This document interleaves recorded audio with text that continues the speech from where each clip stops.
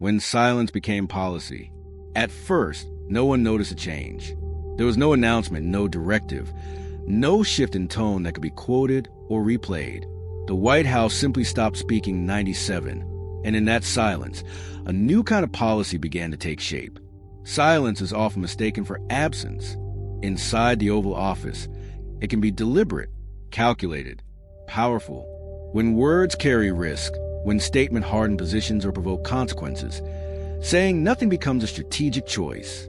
And over time, that choice can shape outcomes as strongly as any speech. This mattered because the silence was not temporary. It did not follow a crisis or precede a decision. It settled in. Press briefings grew shorter. Guidance became vague. Questions were answered with deflection instead of clarity.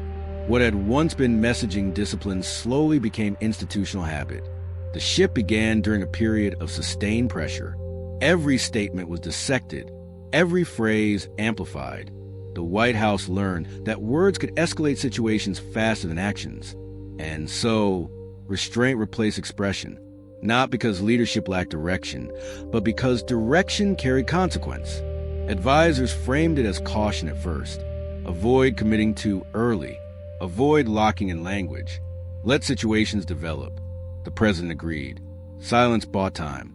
It reduced friction. It prevented premature escalation. In the short term, it worked, but silence is momentum. The more it is used, the more it defines expectations. Allies began to wonder whether quiet meant deliberation or disengagement. Adversaries tested limits, unsure whether restraint signaled strength or uncertainty. Inside the White House, silence slowly became the default response to complexity.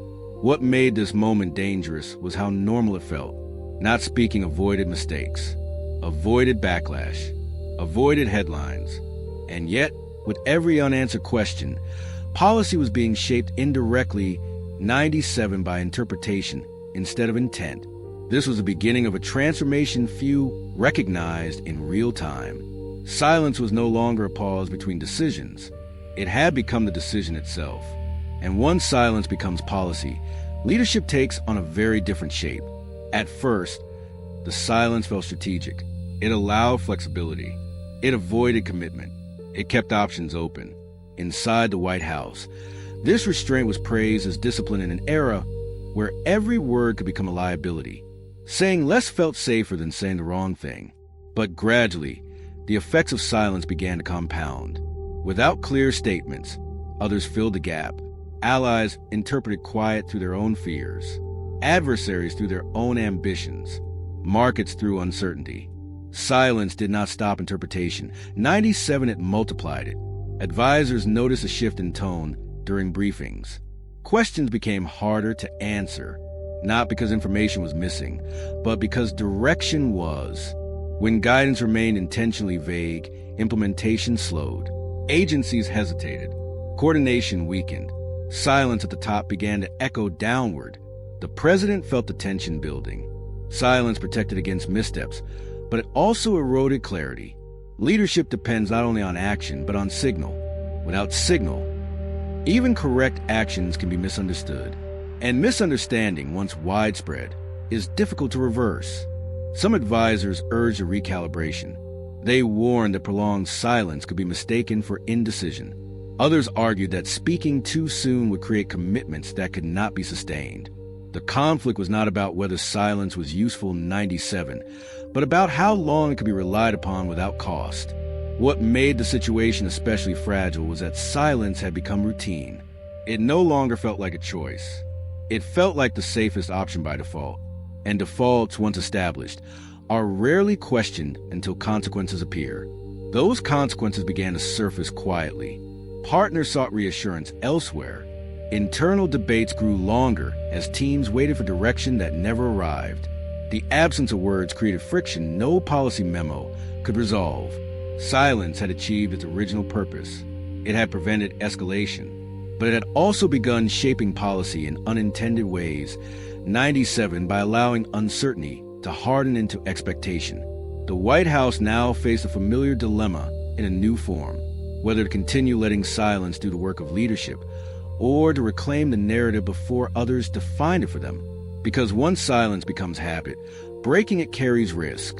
And risk, when delayed too long, grows louder than words ever could. The conflict sharpened when the White House realized silence was no longer neutral. It had begun to tilt the field. What once preserved flexibility now created suspicion. What once prevented escalation now invited testing. The absence of words was being read as absence of will. Advisors debated the consequences openly. Speaking would clarify intent, but lock the administration into expectations it might not be able to meet. Remaining silent would preserve maneuverability, but at the cost of credibility. The choice was no longer between speech and restraint. It was between shaping perception and surrendering it. The president pressed for evidence. Where exactly had silence begun to fail? The answers were subtle but consistent. Allies delayed coordination, unsure priorities. Agencies hesitated, uncertain which risks were acceptable. External actors pushed boundaries, not aggressively, but persistently, sensing that lines were no longer clearly defended. The danger was not miscalculation. In a single moment, it was cumulative drift. Silence allowed ambiguity to harden into assumption. Assumption became expectation. And expectation, once violated, would provoke reaction far stronger than any early statement might have. This was the emotional peak of the dilemma. Silence had protected the administration from immediate backlash, but it now threatened longer-term authority. Leadership depends on the ability to define reality, not just respond to it. And reality was being defined elsewhere. The president recognized the inflection point. Continuing to rely on silence would not avoid risk. 97, it would concentrate it. Breaking silence would carry immediate consequences, but would also reclaim agency over interpretation. The longer the delay, the sharper the reaction when words finally came. The room fell quiet as the conflict resolved itself. The question was no longer whether to speak, but how to do so without unraveling the restraint that had prevented escalation so far. Silence had become policy. Now leadership had to decide whether it would remain so. And that decision would determine whether the White House still controlled the narrative 97, or had already lost it. The silence ended carefully, not with a sweeping declaration or dramatic reversal, but with measured clarity. The president chose words that defined boundaries without hardening them, offering direction without locking the future into a single path. It was speech designed not to escalate, but to stabilize. Inside the White House, the effect was immediate. Agencies moved with renewed confidence. Allies recalibrated expectations. External actors adjusted behavior, no longer guessing where lines might be. The silence had been broken just enough to reclaim narrative control, without undoing the restraint that had kept tensions from boiling over. The moment mattered because it proved something essential. Silence can buy time, but it cannot replace leadership. Eventually, interpretation fills the vacuum.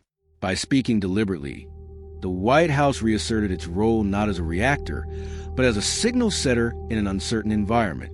There was criticism, of course. Some argued the administration should have spoken sooner. Others claimed it said too much. But those reactions were secondary.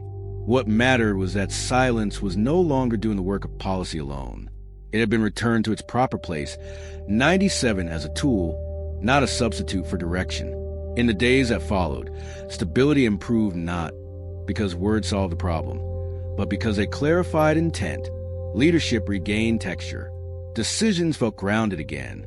The system responded to signal rather than speculation.